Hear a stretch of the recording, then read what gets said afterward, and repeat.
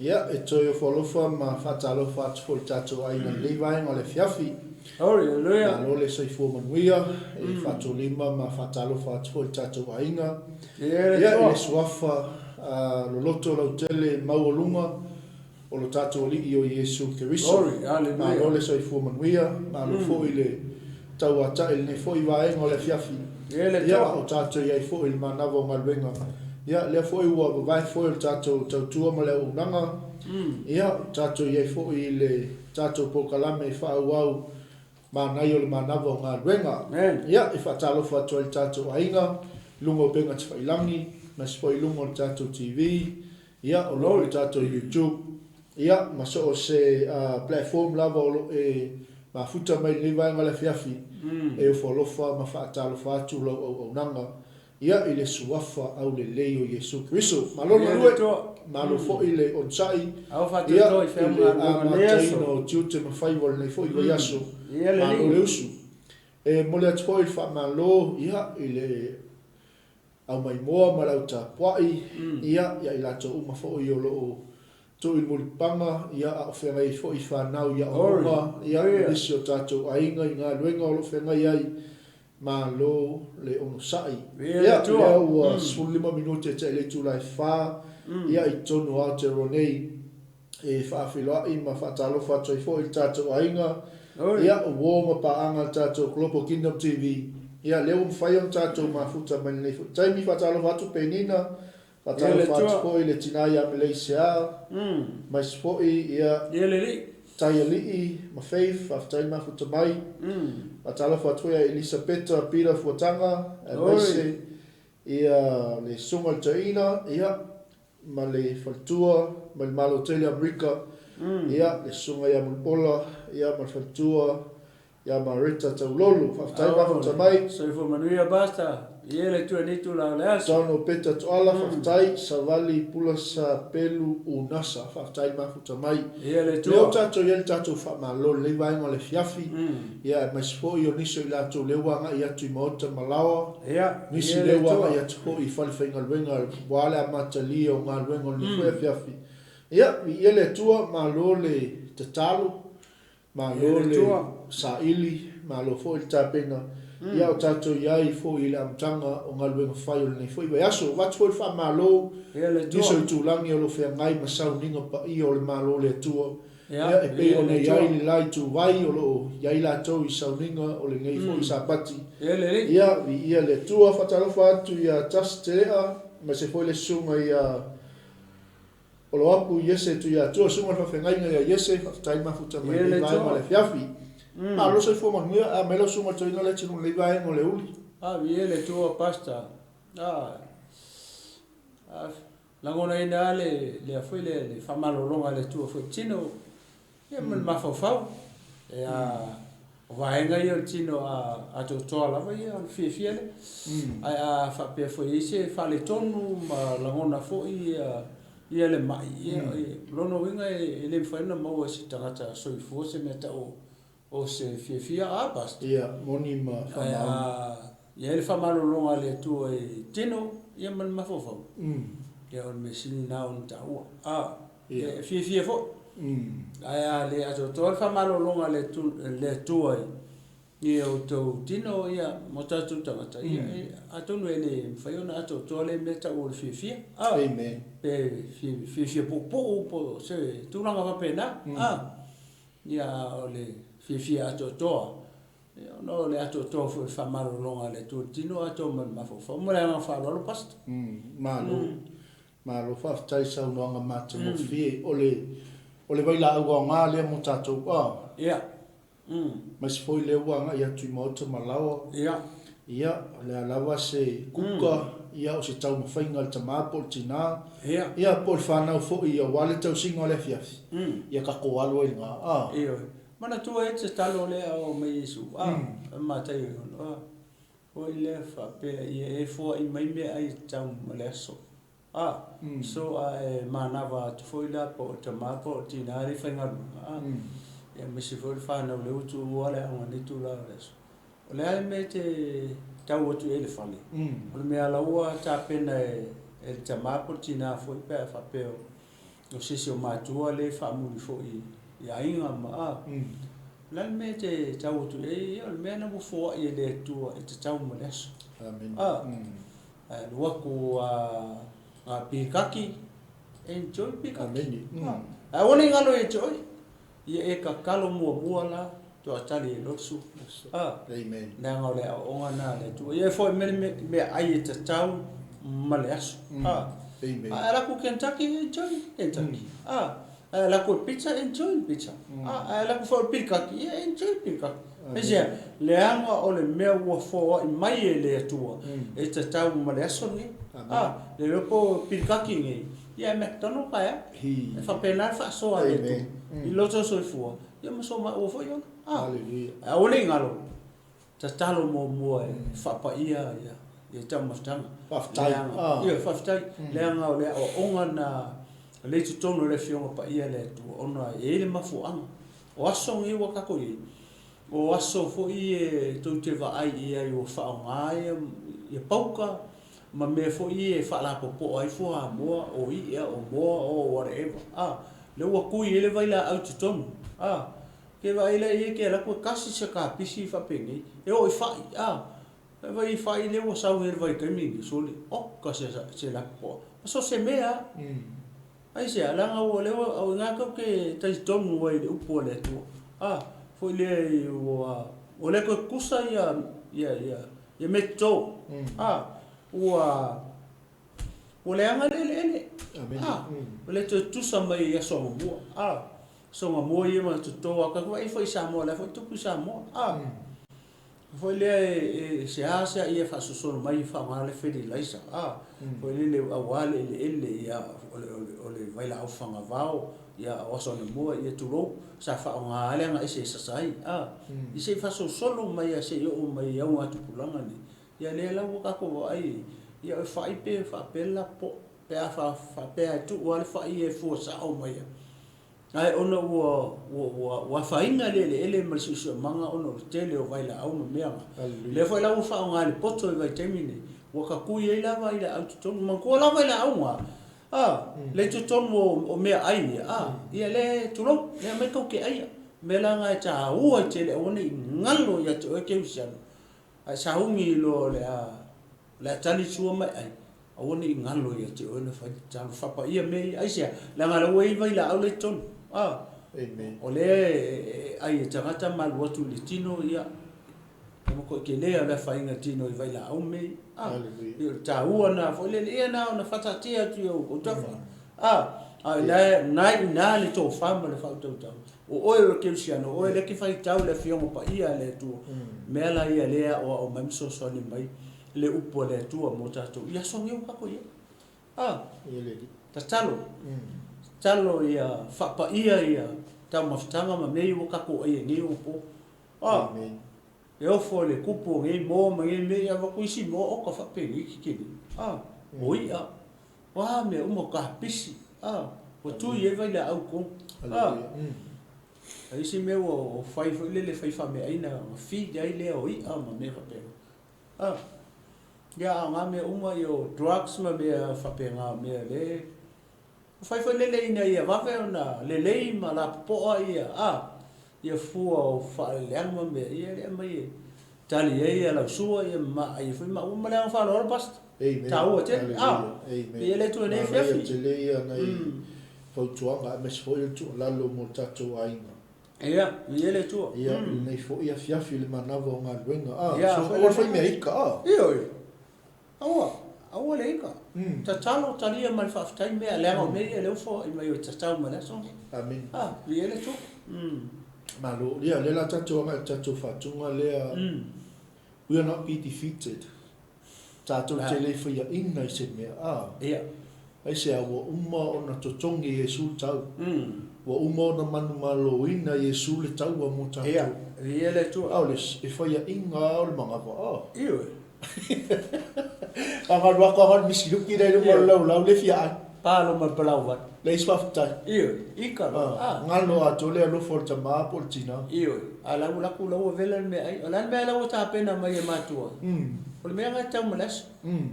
A sau a sua pirikaki. O lo Sawal pisupo aftai. O mea o maua. Ai le sai stool of aftai a sawal pirikaki o le aftai. Ia, a whaila nga. Vai e tulo magai fu ia tau maftanga nei ia whailo kalo a lo kai au aku sa le kalo lo. Ia, mai tatu fatua ia taliu mai fa o tatu nanga. Ia le tua. Amen. Ole ai mal fafta ia bas.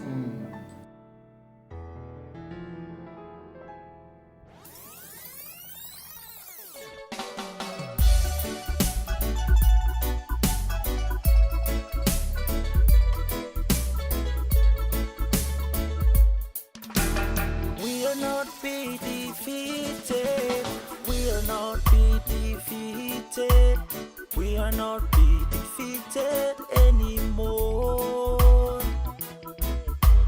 Jesus Christ, God's only Son, fights the battle and He won. We are not be defeated anymore. Come on, let's sing with me. We are not be defeated. We are not be defeated. We are not be defeated anymore. Because Jesus Christ, God's only Son, fights the battle and He won. We are not be defeated anymore. Okay, get ready. Let's sing weapons of the warfare. Weapons of the warfare are not, hallelujah, carnal, but they are mighty, mighty through God. When you fight using the sword of the Spirit, every stronghold must come down. Hallelujah. Ore tau o lo tatu tau e nei. Ai tau o tau sa. Ore ni o langa. Ili fa ati tina. Ai fa ale manga. E pe o no moni mau ore tu spa ye. E au ina tatu ofu I ofu atoto. Po ofu tau mai le tu.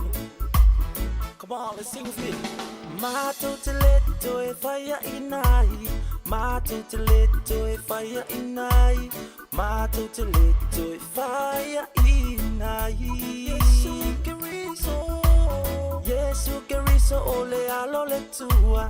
tau le taua o le manu malo Mātou te le toi whaia i Mātou te le toi whaia i Mātou te le toi whaia i nai Mātou te le toi whaia i nai Mātou te le toi whaia i nai Yesu ke riso o le alo le tua Tau le taua o le manu malo Mātou te le toi whaia i nai A upenga o le taua E le whaale tino Ai mata utia I le mana o le tua Pe a e tau I le pelu o le nganga O lo maua lunga E le petia A upenga o le taua E le whaale tino Ai mata utia I le mana o le tua E a e tau I le pelu o le nganga O lo maua lunga E le petia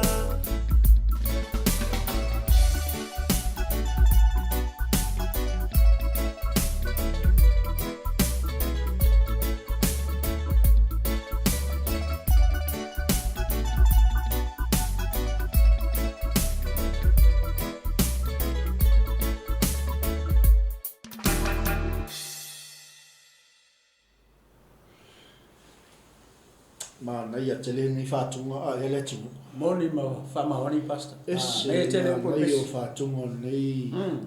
Hoi alo le tato watu. Nu, sunga ia faith. Ia o le alo foi whasinga le whawhengainga ia fiu. Whai mai e o olo mau olo lunga na telepeti. Le ala lua kuka maa por ki ngā. Por kenge foi por ka ma le uma ngā waku le mako i mawhaki ali lo. Ai wha maa losi mai lo o he le te mai mua mai po kalangi. Ia a foi la le a. Le whai mai upor whātunga nei pesi. O le nao le pelu o le anganga e. Ia. E mawhai ai unga. Le pitio. O le saure. Iyo e. O la le olo le te saunoi. Wa star whakatai. Wa peo le ala alu atu nei ia le tamateine po le tamatama po le a. Fua lau saunoa. A le ala alu atu nei la kau ako le sua elengi se i tulo ne fefi o se wha taitainga. O fea tomu a le mele i le olo le te saunoi. O se olo alu atu male tali i po le afine po se olo lawa tau atu e tono le aia. Kuso le olo hoi le alu aku ma le tangata le ua mapu atu i lo na mauta mo po lo na lawa fo ne fiafi. Ele o... A le ala e whaafei loa i mai ele tato ainga le mai mo mai pokalami. Le alu atu i le tato mana i o manawa ngalwe. Hoi ngala le kakao le pefi a batu sila ngona i nei whatunga. Okay. Mai, pero le winga na o sili, on o le foi le mention mai i lyrics i o pesi. O olo mau lunga. O te leo la po fea kongu le refer ye olo i. Po olo le la tu maritangata. Po la ku muskaka i se olo. Po o le olo la whakari mai o fali. Po le olo le alwa tu maritangata. Po le olo la whakari mai o fali. O fea la le pe le utau mau atu i leo manga ia kali leo mai tu sa o tangata o kai kale la ku male olo skara fa kai fa pe le sa maka upu male manager ia po le supervisor po la wo fa le co-workers le ala ke ala ku makua e mafaki alo loko o lo wika leo mata ona fa solo lo ma fa se me le anga e fa jangata le amen le olo le watu tonu fa pe va ai ile por ka mai ka ile por fini le o ka va ai la me o le afa ye ya la watu male olo lewa watu mo mai o ala kuma i fa ngalo ngalo wa carry ko watu le ainga ya atonu e telefone le faina io le ainga le olo le ke la kuma oi walela ala kuma lo ika ala kule fai solo e olo wita o tamaiti ya o tanga tauto wa ainga e o wa i soutina mo soutama pe ya sawi se kama kalo fai e sawi le o vela ya me ai malo anga no sawi ngalo vela ku fali fu ya me supikaki amen ya kele me le ke la kuma le olo ai ko ka o mai so ele ya wa ki le ram ko ya fai nga malo mafofa wa ki ele ni foi le la le olo ai pe o ko fai le sia le fo nga fa le olo i lo to ke ya le wa ikka solo inga ale mana i pe me le muta ma wa tu foi le pasta o le wa ku la ka le malanga olo fo nga fa ko ale ala che ma o le che mai mo mai por winga na lo so no le ala che mai mo le upo le tu o mal fa malosi o la che no fo mo le ngale fa mai upo pesol pen o le pelu e fa ata mai o le tu le tau tala le fio pa ia le tu al waku la cha mata le mal ono mal fa le kon mal le fia mal le loto ti ngai e so ngi ya tau tu la ya te o ngai ke sa fo i mai mal pelu le fa tau mai o le tu o winga la o ela changa to le amanu malo changa te la kuma lo koik amen le ngala ya te o ya le upo le tu ho le e fa amalu lu le loto ti nga changa te le wa po so uso po so ko finge po so anti o whatever and wakula soli ma ko sekki aka o upo le tu amen e ke no ofia ke wala ko e ke va e ke lo ofia tsanga ta la ko la fe lo me lo tinga ole olo me ke lo yanga upu mankala ke ava ku pa o fone me o kongi ku le me o kongi ku le me o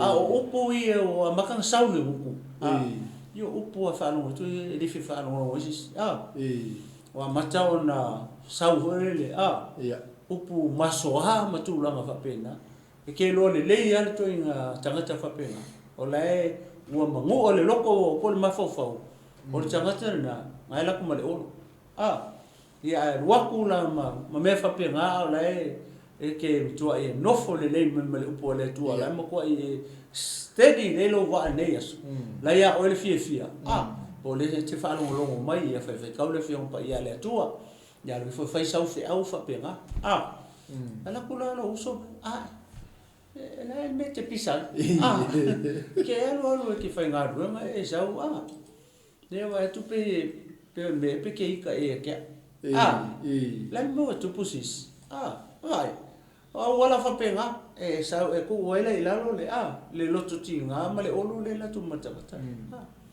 na elu foi tai o li o ele ma ale wa e tu o ma nga mai o ese o la mo tu tala no mai para mo tu fa pena fa pena tangata o la e te ia le upo le tu tangata e poto tangata poto na le poto mai le tu e to file mu lo ma fa fa e file mu ele o yese vesi ele yese o inala ya o mangai ken ya se nga wa fakatia tu yo tafa ko nei fiafi wa o te rangona u pasta e ya kai me kupo I me fa peto no ainga ke la ia wa male olo le o ya so le la fe lo fusia o lo le ke mo mai mo yo pa ya ale bisa kalau fai ke o bisa la ingai maku o nga fa ka mai to nga matu la fa tamala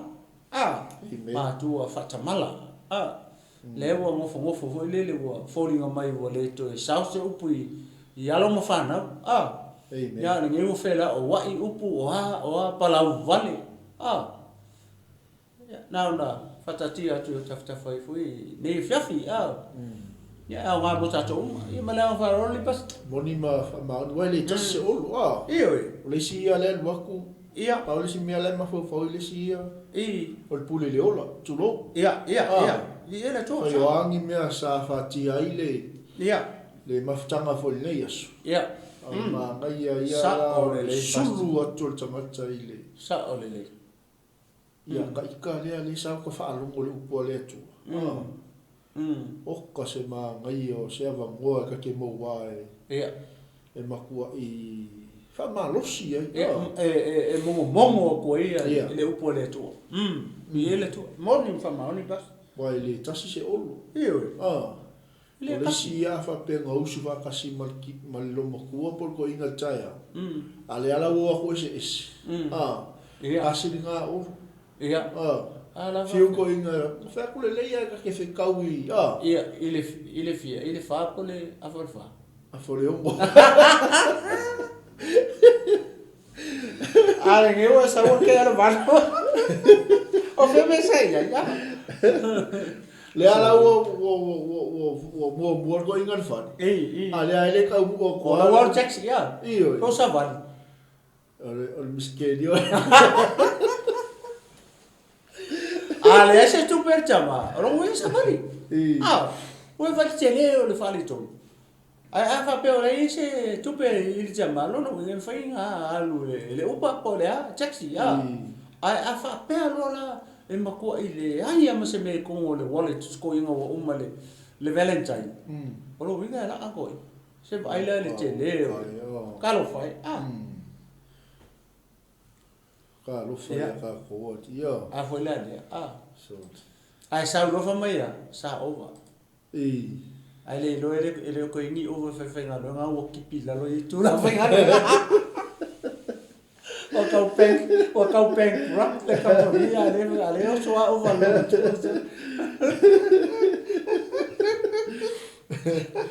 Ai ole upumon. Ya. Na ia ole tato taltalie fo ni vai ngale fiafi le mana bo ngalu. Ia. E ile se le kula ki ngā liu. Ale ki ngā mai langa pule, po langa supervisor, po langa workmate, po langa colleague, le laki whinga luenga agas. E se la le maa ngai o le rua. Ala le ke sa poa mai ale sulu o ka kale a. Ia, foi la le a. A me la le o le rua ko o le ganga ka malanga o. Ala hoe fa kali mai lisi malanga o. O nga la class o ia po a. O me nga o pero na o tama. Le alu watu o le tangata foi le la kumale male no ko kinga. O le o mana watu nga luenga foi le ko lai ke le me o le vai. Le lo argina la sa o kingi e pule yo. Le la o la kulo la malika le la kulo la fa pai o tina o le. Ia por tina fo chama fa yo kamai le fa ngaru. Wa tele ana ne un tupulanga o tatu ye. O se a ko fa ngaru ka ma o ke le ki ha. O ka ese le fe liu inga fo le ole atale na o mai le tua. Ya kama eva. O kama ia lu fangua. Tina ia o ia no fo fali. Ni ngalue foi fatina sa tape na la inga. Ia ma va inga o fana. O la mangingo le ale ona nga mai le tua. Ia e te fana mai o e tama malea. Martinga. O ki nga o ki. O le no foi fale tulo ia mfana mo tama. Longa ia ki ke o ari. Sa lo eso so ngwa. Ai kusala melo wa ia. Fa fu mai for tato ai. O fa nau le tama Martinga. Ko e fenga wenga Martinga. Tu vai. A ka fa ole. A mankua, ele fai fa mele le masikinga. Nga ole tina ona le nga mai le tu. A le ke le me o mo fa nga mai kulo. Fa nga le tina male ki nga le vai songi. Ai ko usu vai songi. Ale vai. What are you doing there? Ke le o kilo le ora nga mai le tu. O e ma o makako. Kako ko ke yo. Ko ke o fangua. A le mele we o ka sole se ke le o fe luia ingo o le mele ka mele tu a. Ko I reverse sa kangi e plan le tu. Amen. Ka we ke le me o mga plan le tu o le o makua I tulo o makua I twist sa kangi me uma. Makau kia we fa poipong. Ma fa nga maka mai fa poipong te malo martina. Ia sawa sa kangi ma pa fa poipolis kamaro maris kamaro fa poipolis fa fingi maris fingi. Oi vai. Makau kia. Te pe fela le mele ma te tartan no te poipolis I mal todolis. Ia.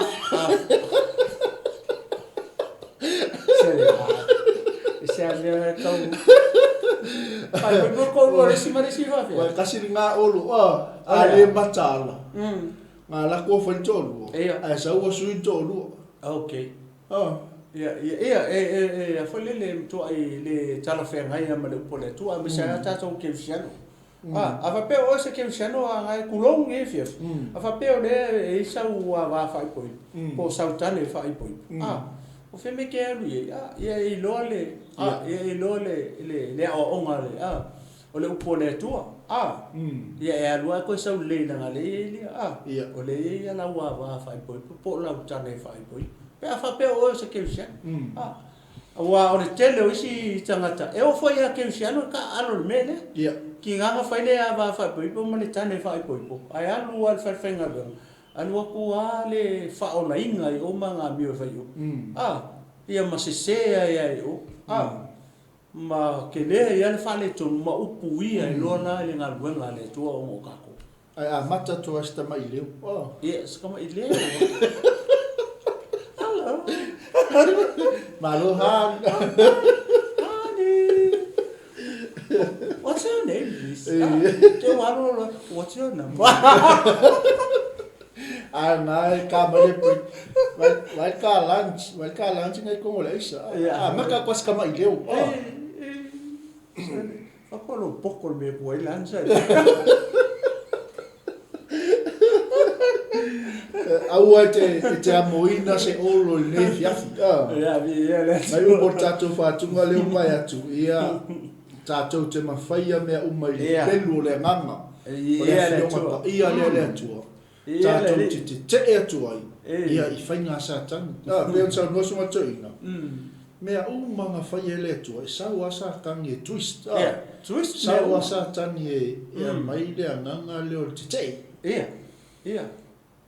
Sa le le. Sa o fa se. Fa se ia plan le tu. O langa mea nga le fai. Maka ko ska mai leo. Ska mai. Vai foi lang kalang fai ia eba. Pa mai long ai.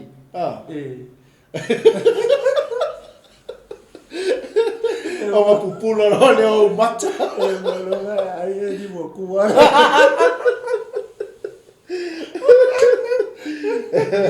Ai le fai ngale me ka pe mere me fo le o sa usa kan ni fa pe la ku fai poi o mo le le ke le yo na mo le foi mala le o ngale fe o pa ia le Amen. Fa pe o maliu ia lautane po lawa mo la ko Te opi. Io le fa sa le fe o vacancy. Io ave bona.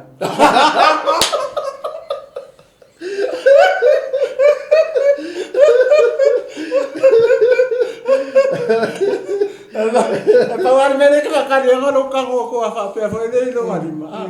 Ya era ko lo ya mo ko le to no ya. Ka mama ya.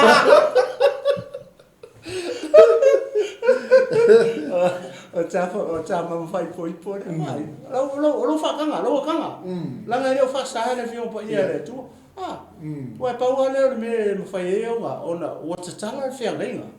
Ta tala le ti. Le se me ke ko popole fo oi. Pe a fai o le te mai mo me le fefini. Ua ma liu lau tani. A fa pe o tina. Le ka kala. Le se fa sa oi. Ale ta tala lu fe nga masio ko lua e ke ro fai. O ka kala le ki. O no winga le ua va noa. Oi, e tu e fai si o fili. A fai fo o tama. Ua ma liu ia sio ko lua. Ko ai. Ana foka kala na mo. Ele fasa ele tu. Mau le mo. Mau ke ele mo. Heaps of vacancies. Le tata no a foi le winga mo ia le mele tata se tana no ai. Foi le Ya. Wale ko moni le tinu. Ya. Ois. E ikalo ko inga pe ikalo mo ya se il mama ya me uma ka u. Ko se le te ale ut. Ai te ya ya mama. Ya pe uma fa le ku la ba ko e solo vere mama ko inga por lo mo. Seri. O que va pegar fatua. E que aka. Ai sa le ya.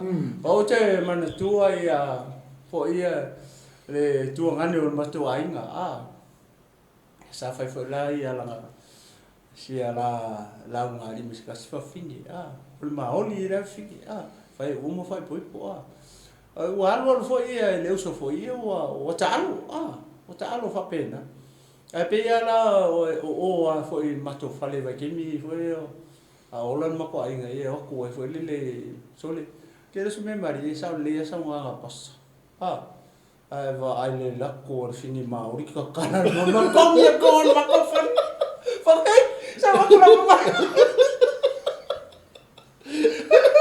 pe ya le ma ori nga wa mama ai la mera mama fu ai mama ma ori ya le mama le si a pele ku ro di le la ko fini kali ko fa fini al ma ko fale ala ma kala sliding do ala ma fa kali mai ko fo si ala ku se fa ma ko fa ngame so le le ala ko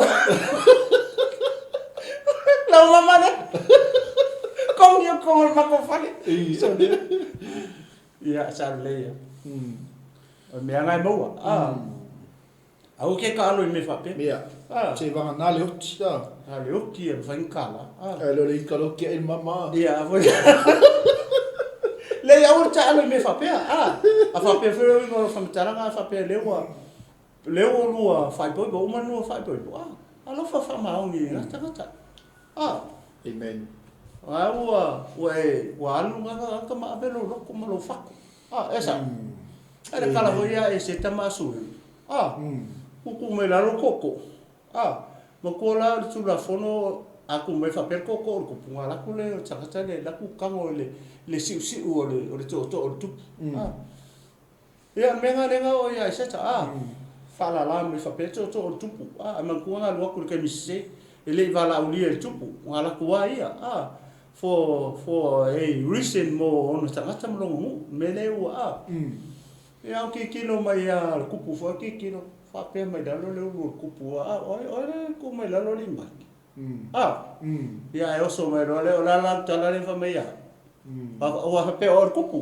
o le ala o kilo mai lalo mo lunga no for kupu ma lunga no fa oi le tu mai lalo lima le ke o kilo fa pe o le ala tala le fa mai o masio fo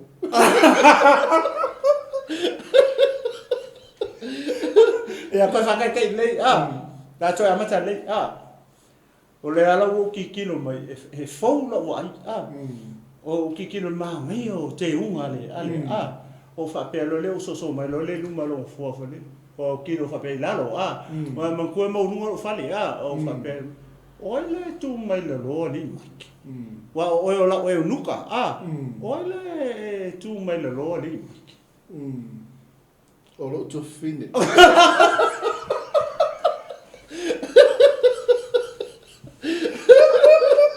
la mo fio ma tu o lo tu fine o le oi ku ro fa pe ku po mo ko la le lo le ya kwa ya o ma oi o lo tu fine le mai tango tu la me ta to o na ina tu ma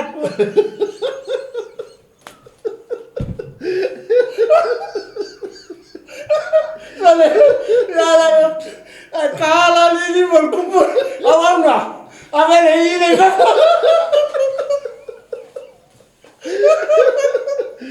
awana loka de ni sai mi ane vai le Ya ko vai nei ko wa kuin mama ku me nga ore va ko ko. Ya mai al tato pese mo ya tato wa mai le wa fa o wino tato o nanga ne ya fu. Ai ka viola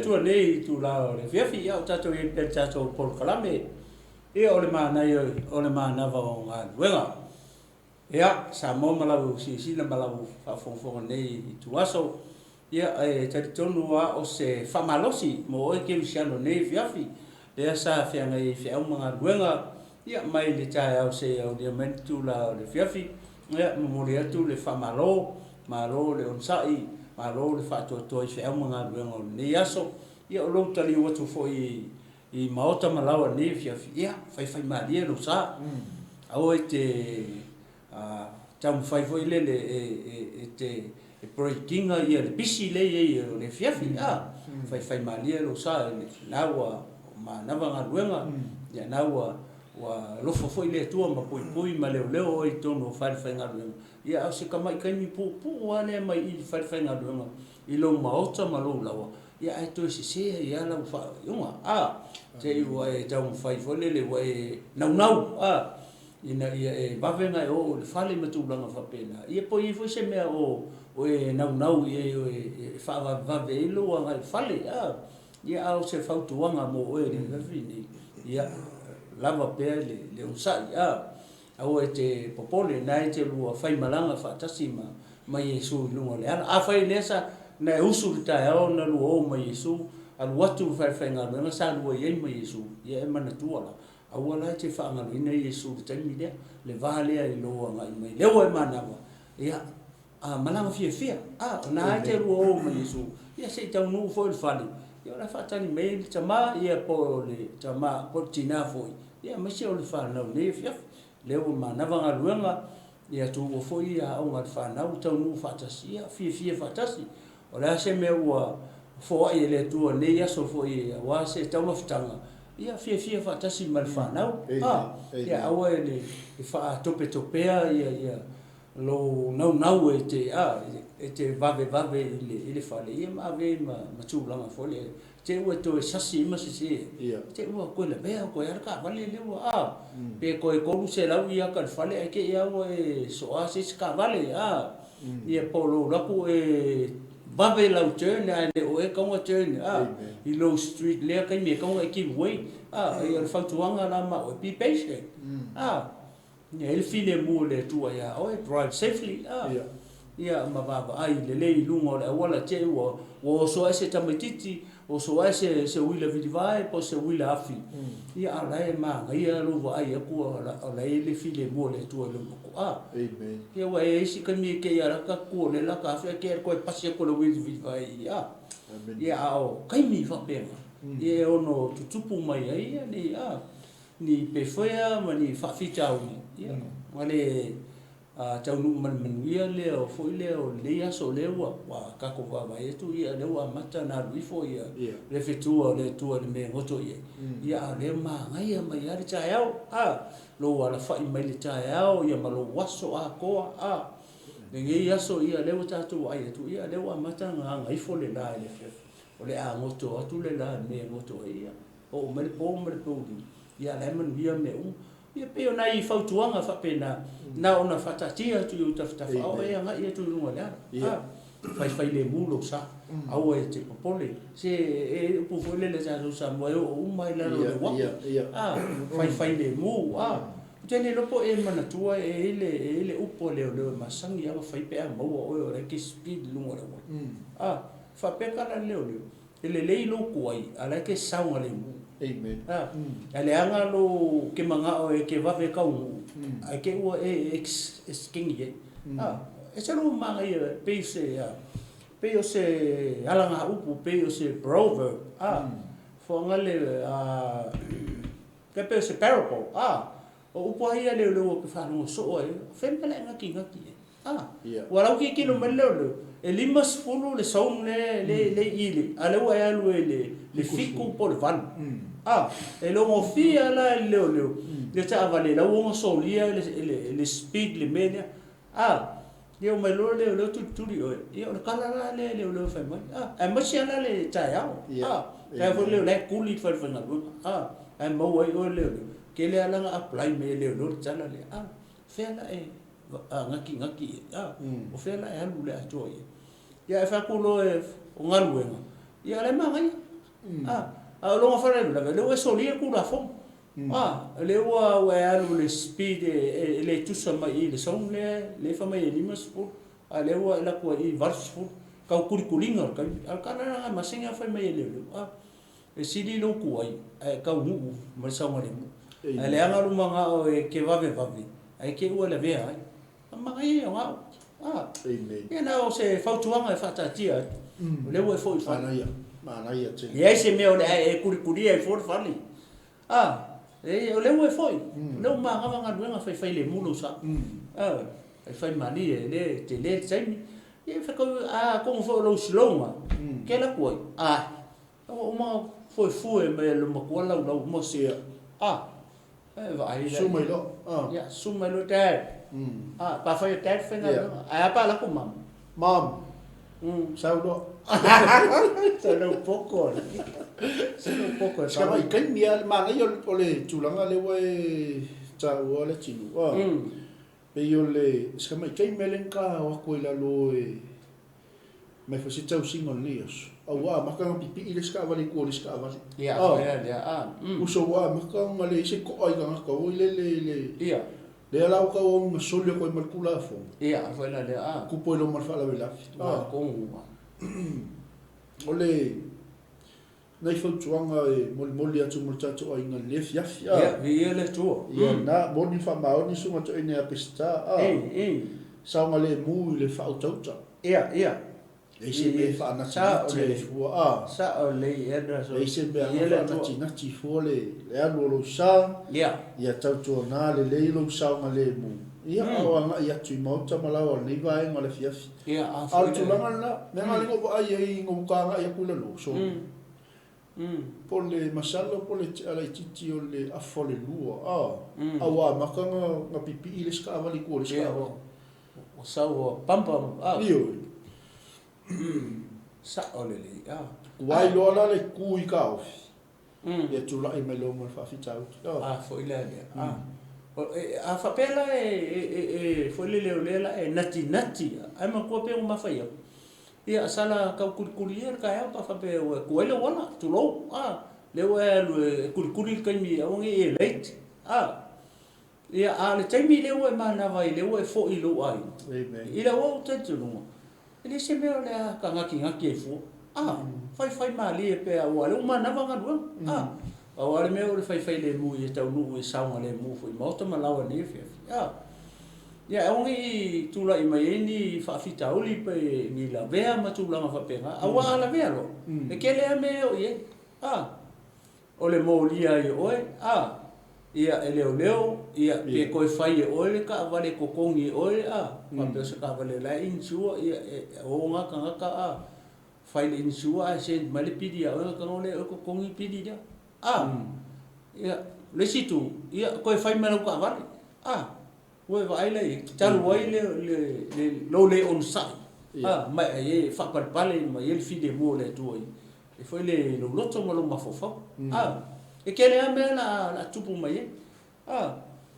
pe o se kai kanga so sa ia mo ta so uma ele fa pe a me uma fa e kuma o ia o perfect ma o ma e se ko ia ma o le mele mo ta so uma ai mas era le tino ke vis le anga po kala o le po kala me fa ke vis ya no le mo li tu ia mo se le o le tino ke vis ma la pa ia ma la pele nei fe fautu anga mo ka ko uma ia pe se o le ko e fa so tu foi le pasta tu langa le te to e fa popo mai sa no mai me malo moni ma fa ma ia o sa le mula ba ia le to ia va toile to la lo mal so sani foi ta to ona ina ia ma fai ona tau no mon mia ia o lo tapo I mai ainga o lo o fa tali mai foi ainga o fa nau o te lua ia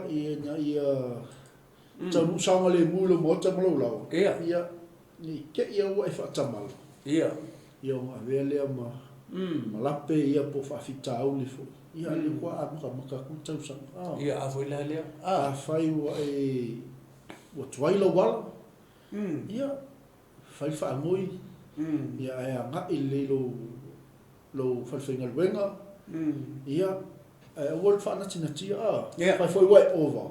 Mm. Ia really fale Yeah. longo ia tu ainga. Ia leke kwa ia. Yeah. Mm. Wal whana tina tia Mai. Mai ke Tell the truth. Yeah. Kasi nga may kong. Yeah. Fa pero lela over. Fa lela over fa tani mati na ia le tani masanga e ka ngoi ia. Yeah. Fa fo tama ftanga. Yeah. Ia ke la wa fa la se over. Yeah. E fa pero lela over. I manga ia le. Le nei ole communication. E vidi tina ia mam. Fa ko manga wa fi. Fa pelo o vela ia me ai lo to mtawiti ai ku ska me ai fa kelela ia me fa pena ai faile malama ia le communication foi le ai me se me ia fa maoni ke si ano ia le te fa ia to ia tato la o ke si ano foi le fa maoni moni lo fa maoni le lua va martina ia fa penga fortina la ta po ia o faima Amen. ola fa ia fe au ale a tina ia makakalo fonga tama ia ala fa ku i tama le ainga pui ma le ala nga mau ka nga me lo ku ia le pui ia ko inga ia ko foi mai fa penga ke le lo la o ia ke le foi le lo nga nga tina la fa i tonu fa le makakalo mai mo mangai yo me fa pena nganu no fa kasi foi le esa team Amen. ia ka foi le break ia ni foi le ia fa singa u como kala foi ia tama ia ro fa ku ki nga foi no malos awar ka usinga o como que le ko ke le anga ko va On sa mai le titi mana. ia vai mangai foi le communication foi le ia malama o le me utupu ia o ia fa penga foi mai len manga ia awar pero Yeah. Tell the truth. Be honest. Yeah, stop lying. Lesi vai nga muli leo na tanga ya tulo leo wale. We will fa market fungi yo. Yeah. Sa apas Ole aver ta wale fa market fun. sa le apas. Sa le. Vi ele to mai mero e mai lu. O se fainga solitu la fun. O se fainga ua le ise poto o wale a nga ia tui moto malao. Ia o feo inga fo i o wale tele o fufuanga mpo kalame fale ai. A lea lai omi a kwarkia fongi alisi a le pisi la wale. Foi la le. Se koe kilo nge loi luma. Ia o tuai. Yeah. Tupu mai loma fala vela. Honor fa tamari. Ni ele tu. Moni. Pero lesi menga le o te mantua nei o wale logo puili ina foi o tatu aina. Mas foi fa fonga mel tatu atu no. Tau na lo telefoni. Se tau nuku le le no fonga na changa iai. Ia ona tali le lo telefoni. Se tau nuku le lo mota mo lo lawa ia. O mi foi le lo ke fong. Basta. A fa pela la fsili, mangai ole o msa pu le mai. Fa olha sa mu le fa pe a fa pe foi le o ka ro ko nge ke o ka kangi la ke fongi no ngona wala la sa u so ni tu la ngale ka ngo kali pe ku pe ia tia ula va ia no ola ole o talia pa fa pe le a velta vali ta tia pe telefoni o te pole lo telefoni Wa te amo lo telefon. Tupu lo man fa fitau. Tu lai me lo man fa la vi. Fa pe o mai ke expecting a se ko. Wa ia le tali tonu mai i la lo tu la fone le faina tali lo telefon ngai fa foi lo sa. Sa. Fa pe o le sa expecting a se ko la te wa lo tu le bala au le te lungo le au. Ia ona afele le tu lo sa. Ia. Ai se no fuanga saunga le mue, paka le lau tawa. Ia mfa le lau telefon. Ma ia ke. Peo le la kong wale nga lengo fa ko ofsilia. Mana tua e vai nga fa pena, ma o tu la fono ai sanga e kalia le. avel ka vale matali lau telefon ole pe ole ala o la sidi foi le pe mana tu ese ko nga awala ese le awala foi le motorway po le highway o awala o mo ko sa le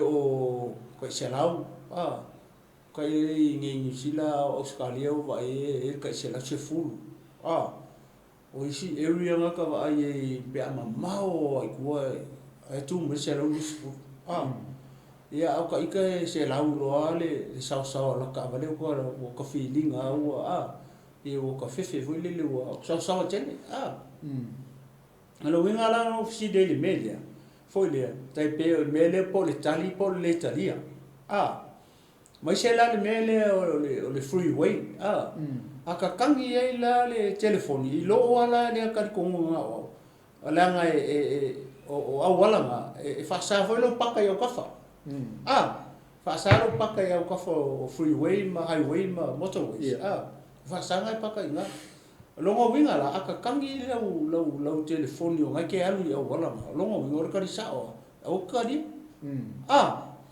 o ke kali ala nga tu la fona yele fa nga paka ku pero ole tu la ngala le ngare ofisi pe kali pe le kali o wala fo nga le ku le rural areas le limas full le ka ke o ku foi le streets ma meia ka ke ngo foi fo nga le I suburbia ka ke ngo foi limas full o ingala ile o ka tete no ngo le o ngai ma fa la ngo ka ela ke fo ka kangi lo ia ma ko vai lo se me fo le se lo fo ngai ke lo sa ngare mu ko paka le ngara pa le ia ka ole ka di no ke fo e paka mo ia fa ko akali ia wa tula fo no ai tula fo ia ele fai kali ke fo yo foi lo ia ala ona ka vale mi tula ma fa pena ora vai le ia se no fo ngai ke lo sa ngare mu le ia paka lo ngai ia tali lo le lau telefon amen ia fa lo le ma ole sai mena te fina malo ma so ko de ba ku kere yo ia se fa tai chaina le o te mate foi le fautu to ima o ia mo ta to aleluia le ngo ka ko ka pe fe e ka vale o se o ma foi le pe au mai foi le mo ta to ia nga ka kia ko eu ka fa pule oi pe te fi Italia se fautuanga ma se tu ala lo po kala ia ngom mama ia almana yo se mea fa pena va tu se tu ala lo ia ka ngi lo ke fongi ia vai lo singa piko fa ka fa ta vale ka pe le ia ka li lo o la mele na mi ta ngata le ia ia ngai ko me I fo le wala e fa mala ale highway fongale le o te fai to motorway highway freeway sanga pakai ka vale foi le o tafa ka pe o paka pe o me pakai fo vale street ta vale e mo li ai o tu la fono mai sa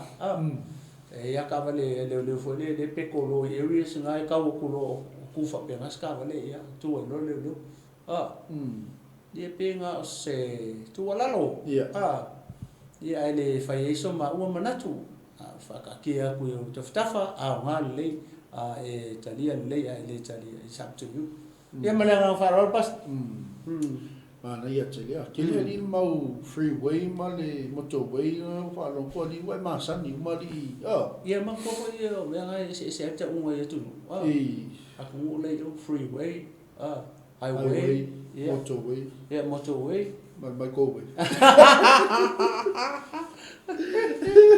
freeway highway motorway ka ko ni ia my go way fa meris ko nga fe fa mo sa to ina pe o fale a punga se o fa ma ka uan pa ia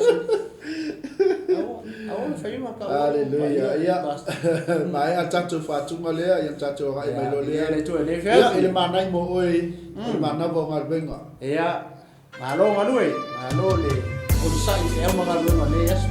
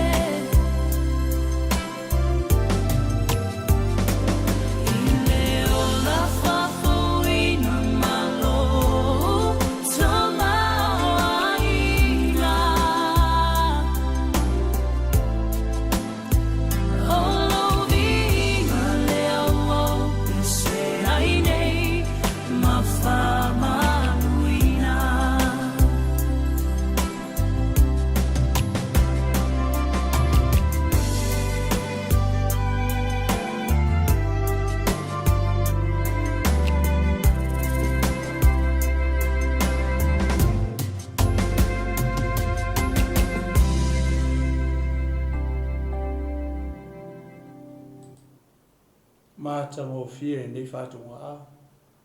Iesu e ua malie ni papa I ngala ngala. Vi ele tua, nei tu la le fiafi te tonu wha manuia nei pespesenga I lau wanganga nei fiafi. A le tato o loi le upo le tua. O le a mau se wha malosi le fiafi nei. Ia ele tusi lea o ngā luenga lona matau pa iwa. E lua ni foi upo leo a te fia au mai le fiafi nei. Ia e whai eise wha malosi. Ia mo tato uma. Le tino ke riso. le au whaatua tua uma. Uso matua whaafine i le au pele, le au pa ia i le afiafi nei. Le upo mo tātou uma, se o tātou vava, ai se o tātou whaitau, po le mele tana no mai foi upo i e tua, ia mo tātou, ia whaamalosi mai le upo le tua, ia tātou, ia le whanaua le tua, nei fiafi, ia o le ama whaitau atua foi upo i e lua, nei fiafi, foi pesfulu lima, ia male foi pesfulu male ono, a whai umaua pasta ta whaitau whatasi ai, ia, au fetalai mai le li ia te ia, i nā luia, awa o le ipu lava o ia ua filifilia mau, e mo moli lo ngoa i luma o nu ese, ma tupu ma le whanaunga Israel, awa o te whaelo atu ia te ia me tele, e tusa o na tinga ai o ia, ona o lou i ngoa. Lewa e whaalongo ia, i upu ia. O upu ia i Yesu ia Anania, le perfecta.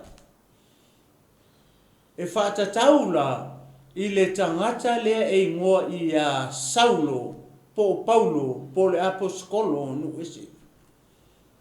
Tatou vava ai le lei i upu ia e, lei i le whaipu ia e rua. O lo matua i manino le lei. O lo matua i manino le lei le whetalainga Yesu i le perfecta lea e ngoa i a Anania. O Anania, o le tangata lea, o se tasi o le au soo po se perfecta, sai i Suria, i le taimi lea nā luatu ai Paulo, e pu e whaapango tā mai tangata o le ekalesia le e au maila i Jerusalem mai sai ei. Ma whaatau ngā, ma whaapango tā. A o lewa e whaalongo i foi, upu lea male whasi whaitau lea. A lea o Yesu lea? E wholinga mai, pēr tātou vāwa ai mai le whaasolonga mai lunga ma le tala atoa lea. O Anania, o le tangata, na ia whaalongo i le o langa o le tangata le ingo i a Saulo. Po Paulo.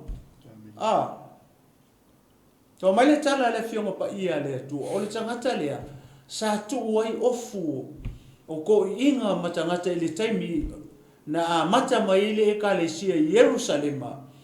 Ai tau ai a Stefano e le nui maa. Sa iai la le tangata lea o Saulo, i le taimi le na. O ia, o le se tangata sa iai tonu sa o ina i le tula fono i le na taimi. O le tangata sa, ola foi lele sa tu ina atu lona o langa tala bou. Ina ia o ina i le tula fono i utaia. E kupu na le mele i le ulua e kalesia ina ua fetou ngia se te whano i maa. A o iei la le tangata le. E ngō i a Saulo. Po se tala vou, o le taimi o lai e foi le e tala vou ia le tangata ni nei. Tangata e sa matua nau lona loto. Ina ia malama i le tūla fono i utaia. Ia malama le tūla fono a ona tangata. Malona tupuanga. Mele sa nau o le tangata ni le tūla fono i utaia. Sa wha maoni, sa tausi ai. Sa onga i a onga tongi ngata. Onga foi le e sili atu. Ia onga i le tūla fono i nauna po. Ma le au ngā tupulanga sa i le apostolo Paulo i Jerusalem. Le whai me sa onga i le a onga tangata e ngō i a kalamielu. Whai me o le a onga sili le tūla fono. I utaia, i Jerusalem, i le taimi lea.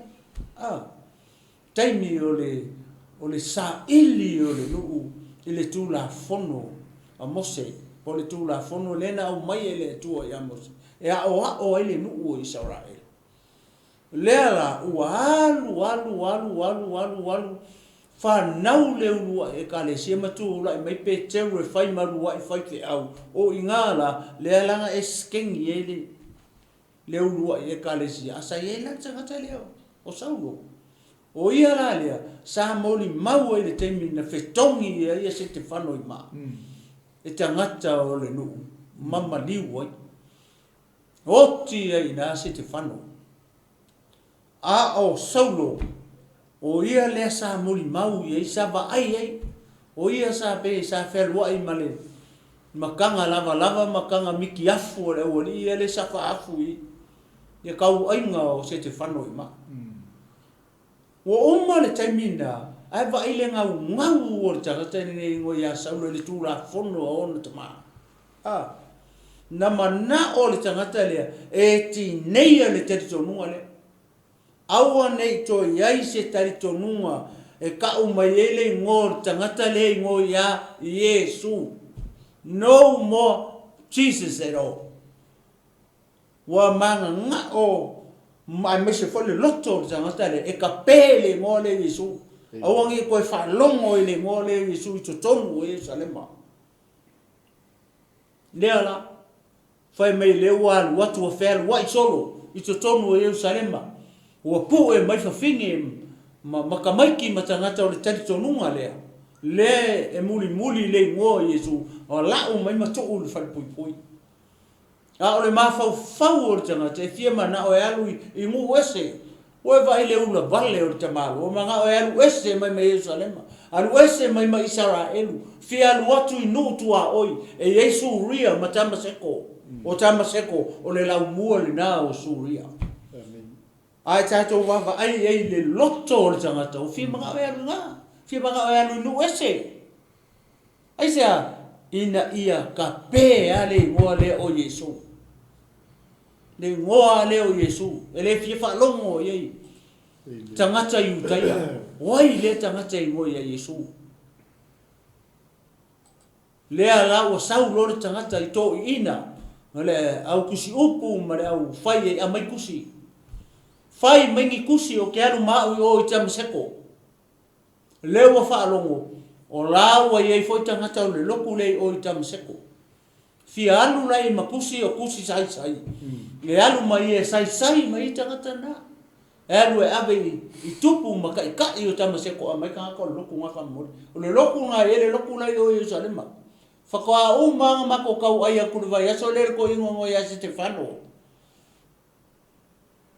A mai le uringa o ke anu mau ave i Yerusalema. Le anga o tangata nga o ka ngaka i ukai. A mai tangata i utai anga. Le lau ke o mai ka lai Yesu i le kongu i tamaseko. Masuri a mai o ke anu maa. O mana fai tusi Saulo le tangata anu. Vai va ai le loto le tangata. Nau le tangata. Inga ia ka pele mo le o Yesu. Aua nei to iai se tari to nunga fa pe koe whalongo i to tonu o iutaia, ono iutaia. E tari tonu i le tūla whono, malola tau atua, iawe. Koko vai le mele o tupui. Le mawhai o na pepelo le fionga pa ia le tua, le anga le upo le tua. E le mawhai foi o nga koe vai o le tinga e le atua la na upo. A violate lo le tua la na upulo ngo winga ka mai le ngai le se ku mongi no vai le alu lo manatu o le tangata e le o le fina ngalo nga o le hua o le ale mele la ku ai a Saulo malona manatu alu e ao uma mai fa pangu ka nga le loku le e au mai Jerusalem mai ave fat pui la o tumbu el fat pui Jerusalem I ka nga ko loku le sai I leo oki e Stefano. A leo pūl whai pui le tele o tangata lutu le. O ko inga maluma kue o kamaki. Leo tūl whai pui a lea la wana. Weva ai ei le ulo vale o le tangata. E le ngaka o kukongo o longa ngu, a wo o ingu ese. Wo o ingu ese le ulo vale o tangata le ngo ya Saulo. Weva ai leo hanu I tamaseko. Lewa halu Suria.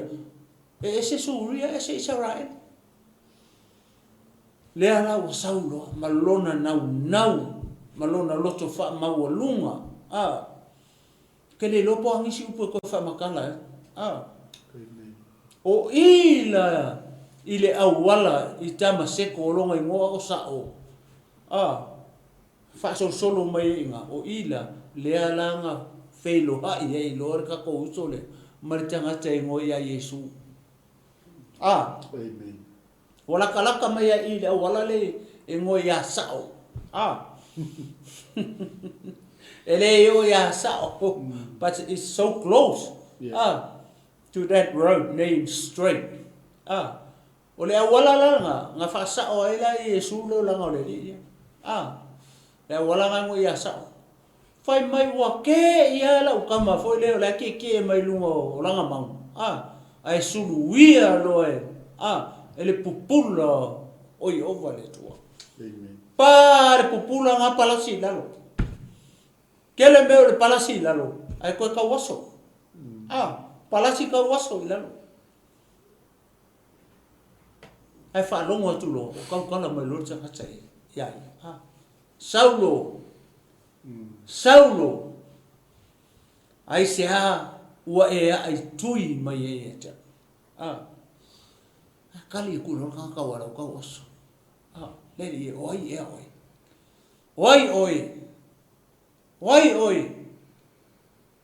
Ai fa longo tu longo tani mai Yesu. O Yesu wala ngala kala oi.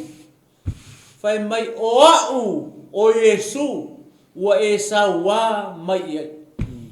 O Yesu wa sawa mai. Ole me fai ngata ona ai tui mai ke. Ke lo inga sui a ko ile o langa o tamano. Le me manga ile tupui. Wa ka mai Yesu lo ngai mo. O Yesu. Ole ka fa lo mo yo Jerusalem. Ka wa nga ma ai o. Ole mo nga le ka la e tangata ia.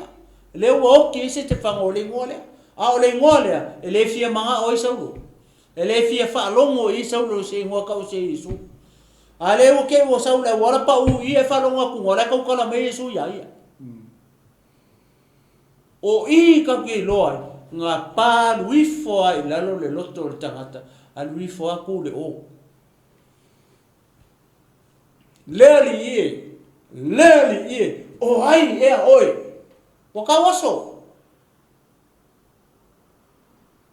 le tala le o kala ngo mai Yesu o ka se manga ia ika ya Yesu ke ya Yesu o asau I kala ngo mai Yesu fe kau ia mai Yesu I kala ngo ai mai Yesu I pa Yesu I ka waso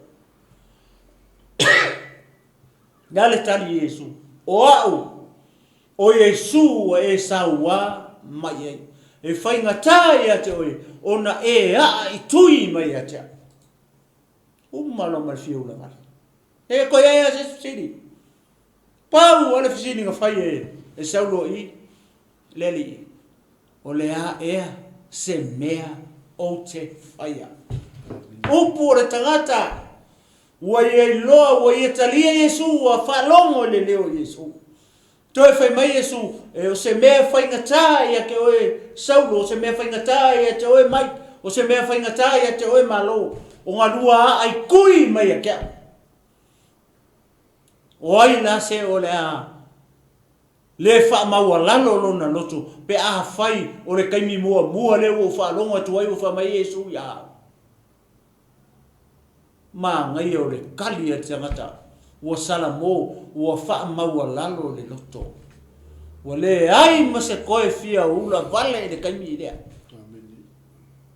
le le o le se mea o te faia a o ka waso o le me koe fai le o ka waso ai tō wāwa ai leanga le leo le tua.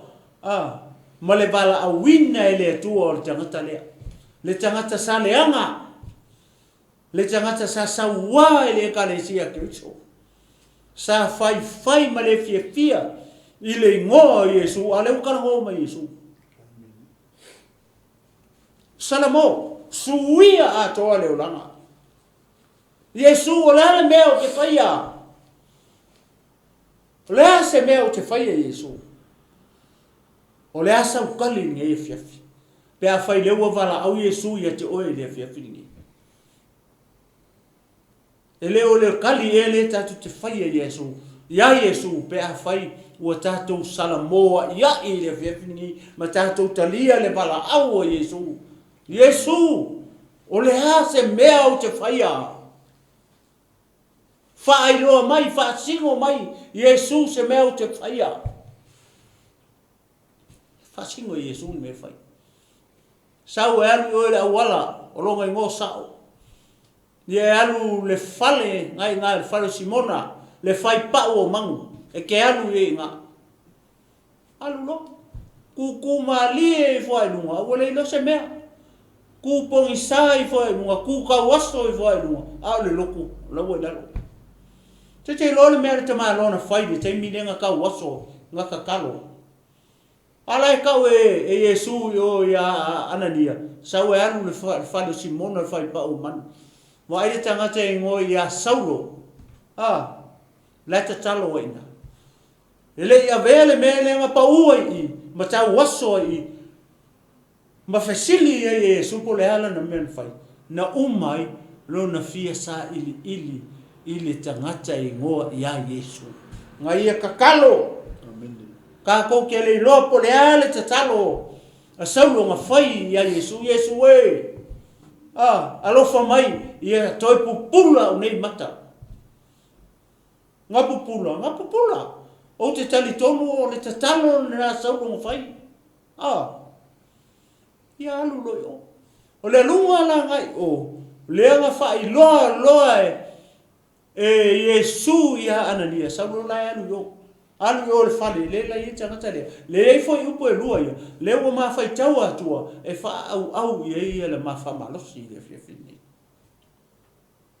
Sau e te alu yo. Sau e te alu le fale o le tangata lea. O si mona le whai pa o mangu. O longa fale kui ka whakawhara sami. La i le tangata lea. Ai kau aku. E lo le leia le perfecta tangata lea. Oi, o le tangata saua.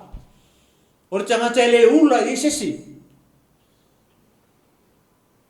O le tangata e toa le loto. O le whainga kahaka maroa. Kau ke le lopo le ale maurunga o Saulo. Po si tangata kingo le lei pe whape I. A le mele o te loa I o le tangata le. O le kanka ula vale. E ula vale le kanka. Ue vai lau o umanga. Sawa. Whamai ua le mapu ngata mai. Langa mio nga whai o nga umanga oki si whango. I tangata o le ekalesia ke miso. Wa sawa soro yei. Pu e aku le ungari. Pu e le ungari. Pu e aku ia ka maiki. Pu e aku le ainga wa mai ia mai whai pui. Au ai loa lawa e Saulo wa uma mai tangata o le tete nunga le whai pui. Ask Lord I se kusi. O wheme anu iei, ele koe anu kukongo o Israelu ngaru kua. Ngaru le ngu ulai kua aku o Israelu, o ngata tu te loa. E ula vale le mara. Le anga kere kai koe ngā ula vale le I mai kemingi. Ngare e kongo la kongo. Ale ula vale I tonu nu. A se upu le waku risi ngu ulai kua. Ele me whai langa whai. Wa la kulo e ngatu lo ne fiafi. Ai pai lo mana maaris kamiki. Va ko pefu mai. Har kamale le. E makua I maka ukia le loko le tangata le. Ila wa la fai tau tilo I na ua vala a wina Iesu I. Wa sila fia le Iesu le tangata e fa pero ngaroko. E le manga o mia Iesu se tangata loto vai. Ele manga o mia e se Iesu se tangata pala ai. Se tangata loto vai. E manga o mia Iesu le tangata e alu e fai lona fina ngalo. Ua makua I malo le loko. Le tangata foi lele ua alu aku a ua oki ai pea. Le koe papole I le ola wala kwa oki mo Iesu oki be ia. Ala kwa oki be ia. Ala tala e setan fai. Le manko e mai kala e setan fai. Ola walu. Ai le tusa mani tula fono me tai ma peresia. Walu waku oki ai oti ai be ia. Whapenga male loko ngai le aposkolo lea. Mari tangata le ngoi a Saulo. le anga le te ai fai tau e le ngaruenga sefulu ngai fai le kala fa pe ngala kamalo ao saungi e la paskolo e alu Yerusalema a e tuli te usaminga Yerusalema nga saula i lalo i le nungu ka o to tama i lalo mai o Efeso o nganga sau fa kali ko ai kuli fe au fai fe au Efeso o mai le malanga longa kolu nga ala paskolo ele ia fe Efeso o ngole ngau kelo la paskolo ya kuli te usaminga Yerusalema o ngala lenga lafo ya la paskolo upungo va ya ku fekangisi melengu mako inga leo mai ko kukuli makafanga fai ka kalo ma fai au ke alu ngofo o ke alu Yerusalema ke la ku ngai po e o e ma fa pui o ma to o fa pui fa si oki e o ngai ke mau e nga lunga suluono tamai o feka ngisi ko inga fa ma vai ma fusi ma la paskolo e makafanga e fa mai la paskolo tamai o ke le po pole se me kasi e o lava i lo wala o tele nau iai o nga o le ngor tanga le ngo ia Yesu o woki ia o ki ai pe ia to va ai upole kare tai mile le walu e fa tau nu le vala o i e sulima le masuluono ale o te fa matala tu le malanga longa ko le nga fo ai upuia ai i lalo mai o Efeso lenga sau fa kali ko inga fai fe au Efeso e mai lalo i la valenga ngau la paskolo ya le kuli ka so minga Yerusalem nga makwa i ka kingo la paskolo ma e o longa ola e le ngau ye wa malia e oki Yerusalem o ngole ngo Yesu ala le tala la pastolo foi ko i la wan finga ngalo ia le tua ko vai o maka ai ale e kulpai ele ko vai ia la pastolo i maka ko inga ngalu waku ai o tau nu le malanga longa kolu ai o Yerusalem ngalo kuli tau sami ala ko po ai nga o le puenga nga le nga fe ave ai solo ai fai nga fa masingonga ai manga o anta malo ai anu la i Roma e fai eno na fa masingonga au mai lo le fa meta ngata o le malanga longa fa o le sau o paulo nga sau le malanga longa fa le nga au mai fa apanguta ele ko ya fe la i le mereng fe ka ngi se o le la lo mai o Efeso a le sau nga ui mai asa wa kau mai ngu ngo ia melita nga yer ko nga popilio le nga mau le mai vela ke lo mo ka ngula paskolo ngunga fa aula inga mare ngunga le paskolo ia ma fa solo ko le malanga paskolo i Roma fa solo ko nga lunga i north west se ia o i Roma mau e loina uma toa elo na sort for o lewo e fa longo i le vala au lea sa wanu yo e fa ku tangata le ai moso fa mai so fa longo le ngor tangata nga Yerusalem o tangata e sa wa le fo e sa ngi sa we po ko inga o le mako loku ai vai o po e fetala Yesu fa mai au fetala mai le li ya te yo Yesu le fa mai ina luia awa o le ipu lava o ia ua o filifilia mau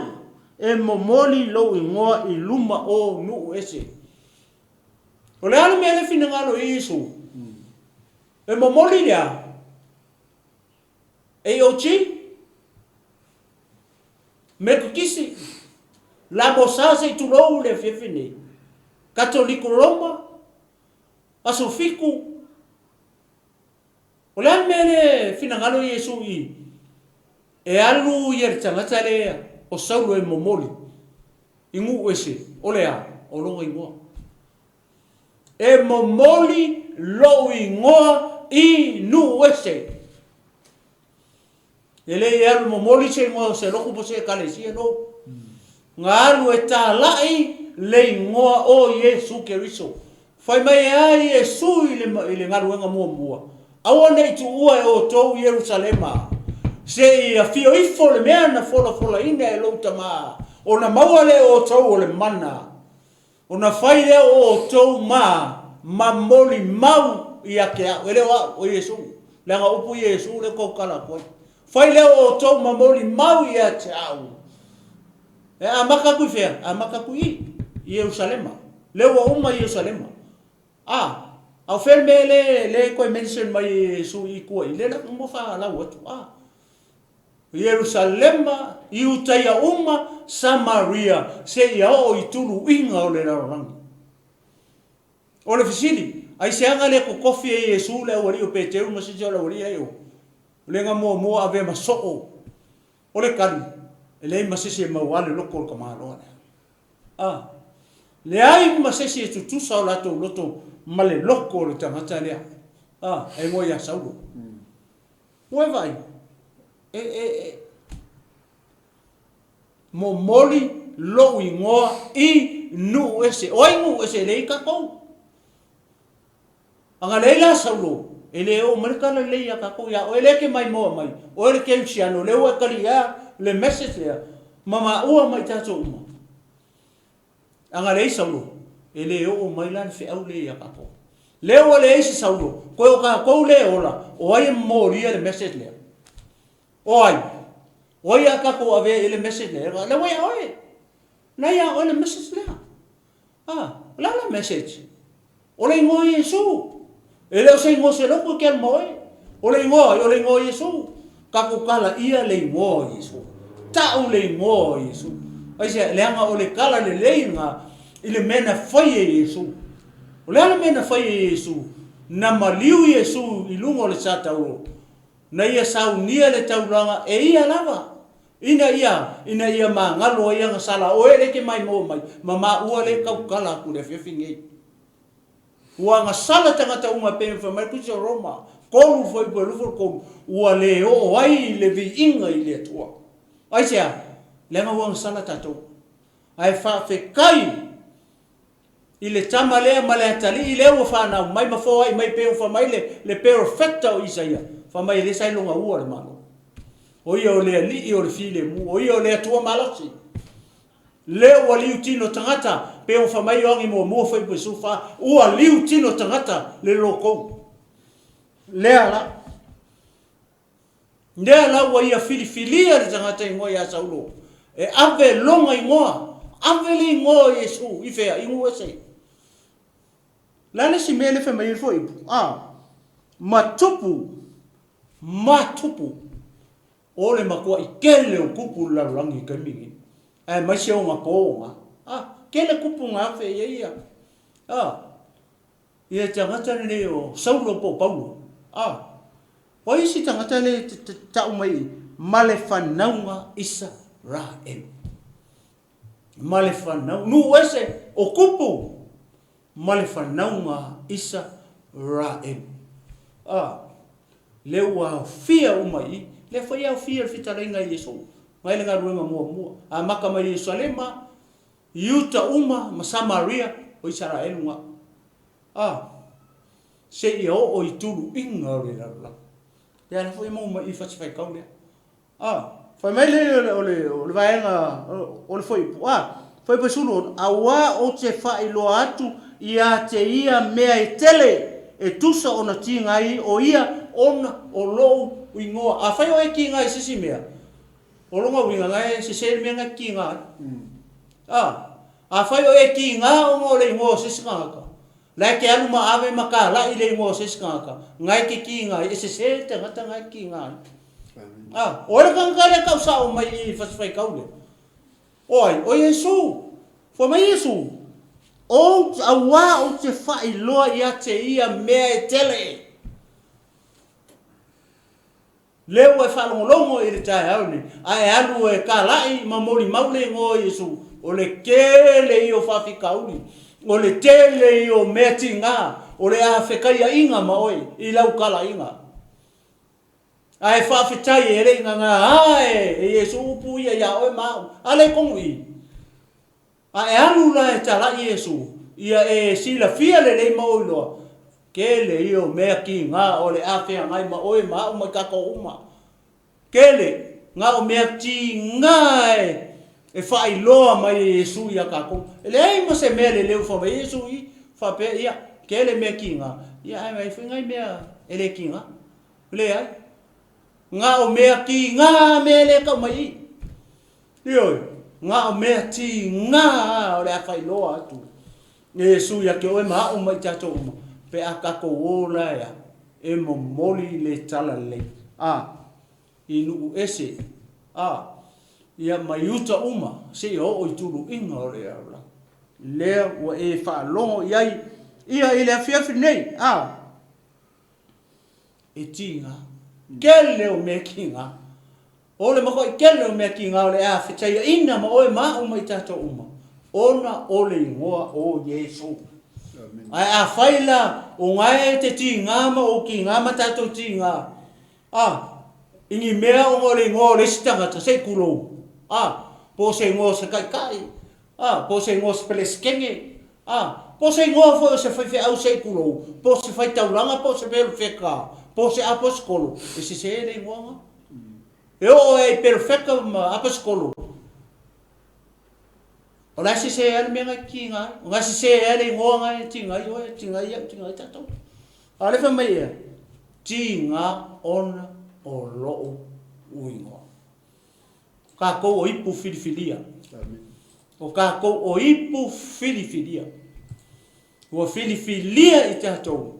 Ka ke ola fa filifina nga lo le tu. Le ma se so ka ko nga ola ma so i fua mai le langi fa pe nga ola mai ka ma le. Ke wadi tanga tale. Ole makua leanga.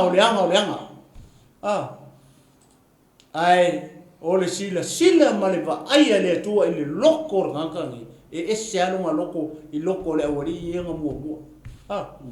Ele ia Saulo le taimi o Yesu. Ele vai Yesu ia Saulo po Paulo le tanga tai mo Yesu ele vai pe or ko se fulu lua le ngai mua. Sa va ai kingo ama kango maloke.